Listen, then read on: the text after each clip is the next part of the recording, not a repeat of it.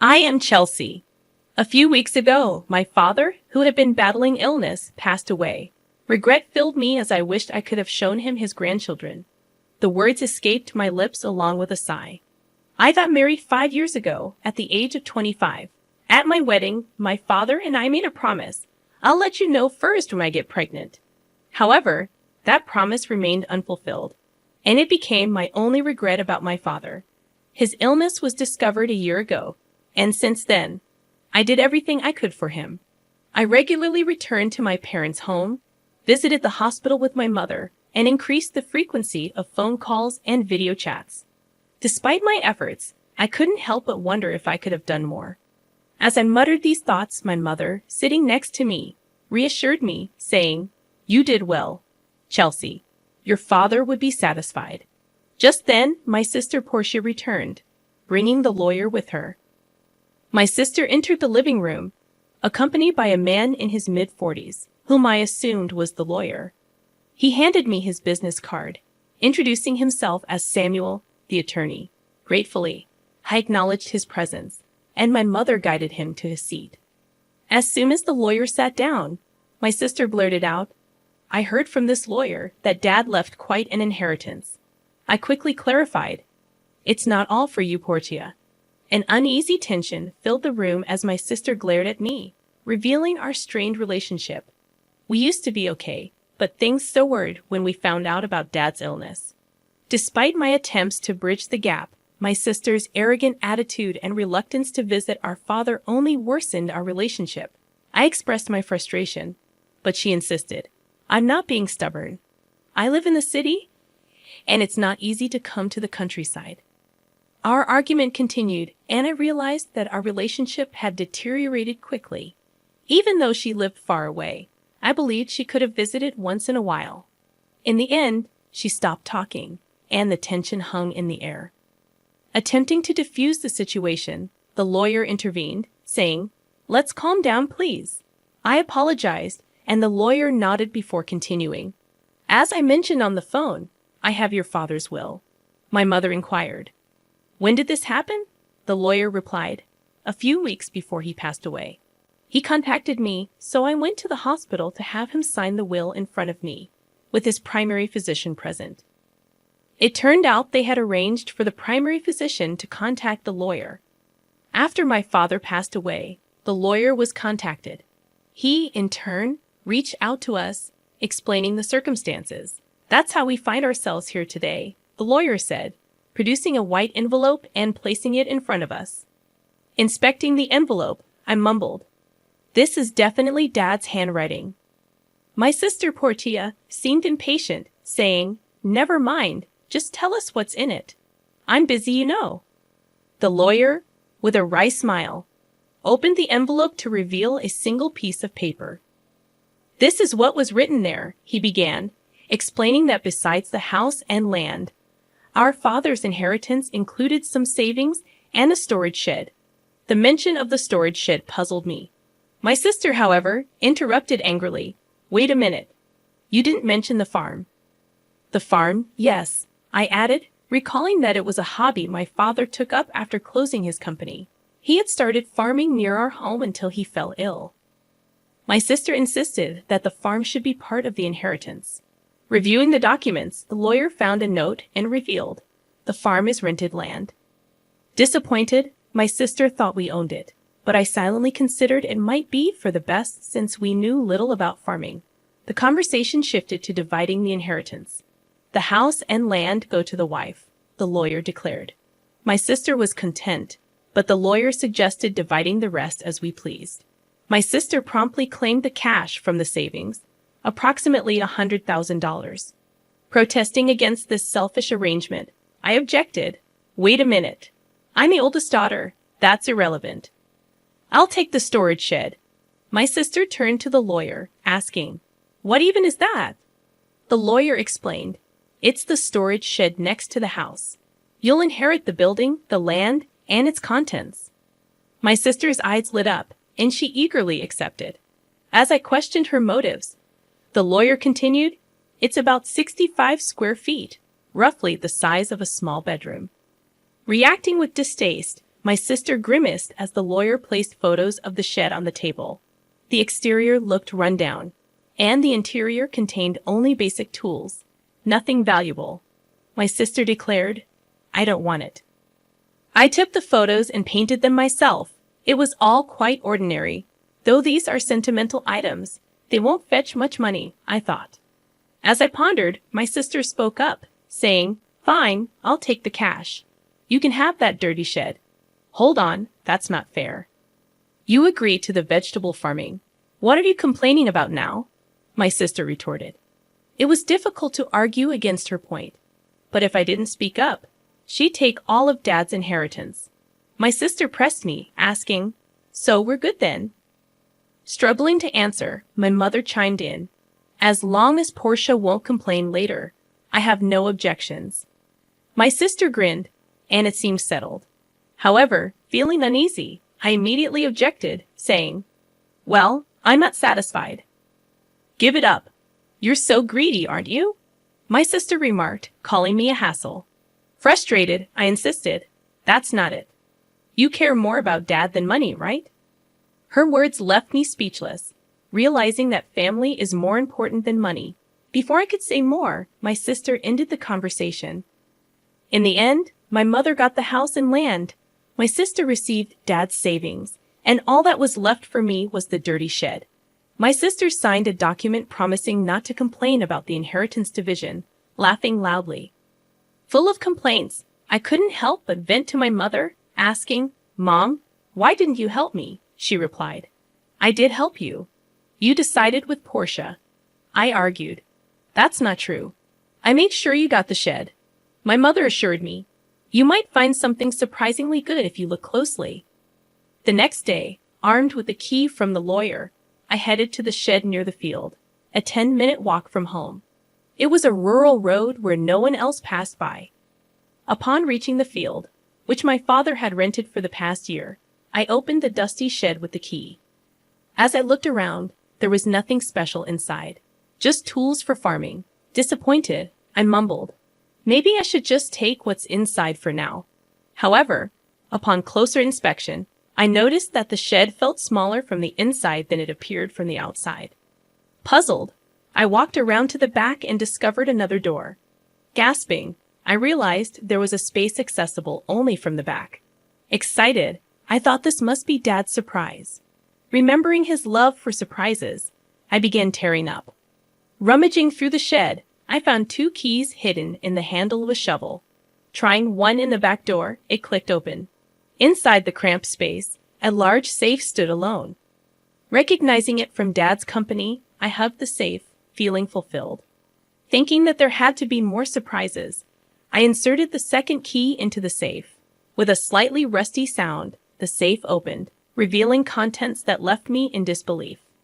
I was stunned. Inside was an unexpected inheritance. Overwhelmed with thoughts, I realized I had to tell Mom. Locking the safe, I rushed to her and, after explaining the situation, called my husband. Together, we moved the safe from my parents' house. However, a realization hit me. The contents were undoubtedly Dad's. If it's part of my inheritance, including the shed, I might have to pay inheritance tax. Better get this thoroughly checked out. The valuable contents warranted consultation with the lawyer about inheritance tax. According to the lawyer, consulting a certified public accountant was advised. A friend referred me to an accountant, and I left the complicated matters in their capable hands. A year passed in this way, and just when I thought things had settled down, my sister showed up near my home. "What brings you here all of a sudden?" I asked. "Well, I had some business at our parents' house, so I stopped by." "Something like that?" my sister replied. Her behavior struck me as odd. Despite the proximity of our homes, we weren't the kind of sisters who would casually visit, especially after the tension over Dad's inheritance. Suspicion lingered as I looked at her. Acting a bit nervous, my sister asked, "Can I come in?" I agreed, but her visit was unusual. After serving coffee, she started fidgeting and finally spoke. "So, did you win the lottery or something?" I shook my head in confusion. "No, I didn't." "Did your husband get a bonus?" I replied, "I never buy lottery tickets, and my husband's bonus isn't due now." What are you talking about? Angrily, she exclaimed. What are you making fun of me for? Money, you had it, don't you? She excitedly shared a story from a few days ago when she ran into her aunt in the city. The aunt mentioned receiving a $500 gift card as a thank you for visiting Dad. My sister assumed I sent it and believed I had come into extra money. She interrogated me, insisting that I admit to a windfall. Sighing, I clarified. It was a thank you gift from the inheritance. My sister didn't like my attitude and accused me of mocking her. I explained, no, it was a genuine thank you gift, but she pressed, demanding to know where I got the money. I replied, from the inheritance, remember? So, I sent thank you gifts to relatives who had helped us. Upon hearing this, my sister frowned and remarked, all you got was that dirty shed. I nodded, confirming her statement, but then added, there was a safe inside it. That's where the real inheritance was. Perplexed, my sister questioned, a safe? Real inheritance? I carefully explained to her about the watches in the safe, all of them valuable and collected by our father as a hobby during his lifetime. However, I admitted not knowing their exact value. On the other hand, the remaining savings were about $100,000, which seemed small considering our father's background as a business owner who could retire early. This led me to believe he might have invested a significant amount in those watches. My mother, upon seeing the contents of the safe, had expressed concern about potential inheritance tax. Seeking guidance, I asked her, what should I do, Mom? After some thought, she advised, things like this always come out. You should declare it properly. Let's ask that lawyer we spoke to recently. I consulted the lawyer again, who explained that if you inherit valuables, the inheritance tax is determined by their value at that time. He also suggested that a certified public accountant could handle it for me. Following this advice, I left it to the accountant. The results revealed that the watches alone were worth at least $500,000. Faced with this valuation, I questioned, how should I pay the inheritance tax? The accountant suggested, how about keeping the ones you're emotionally attached to and selling the rest? Agreeing with the practicality of this approach, I sold some watches, used the money to pay the inheritance tax, and sent thank you gifts to the helpful relatives, the gift cards my sister had mentioned. By the way, I kept items like the pocket watch my father often wore, which held the most memories for me. I showed it to my sister while explaining the story, saying, this one isn't expensive, but it holds the most memories for me. However, my sister frowned upon hearing my story. What? You don't have any left? She asked.